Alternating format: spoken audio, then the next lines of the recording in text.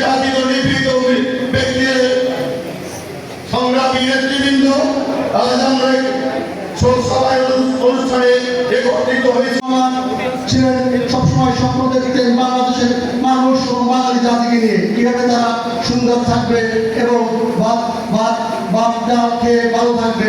যখন দেশে যুদ্ধ হয়, বিধ্বস্ত বাংলাদেশকে সে নিজ কাঁধে করে সামনে এগিয়ে নিয়ে গেছে।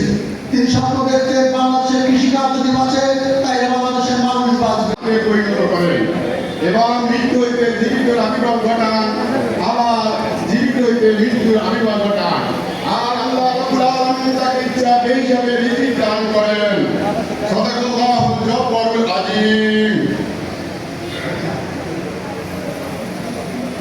বাংলাদেশ জাতীয়তাবাদী দল বিএনপির প্রতিষ্ঠাতা সভাপতি শহীদ প্রেসিডেন্ট জিয়া রহমানের 45তম সাধারণ বার্ষিকী উপলক্ষে আজকের এই আলোচনা সভায় আমাদের নলছিটি থেকে যারা উপস্থিত হয়েছেন তাদের নাম ঘোষণা দেওয়ার জন্য আমাকে বলছে যে আমাদের মাঝে উপস্থিত হয়েছেন বাংলাদেশ জাতীয়তাবাদী দল বিএনপি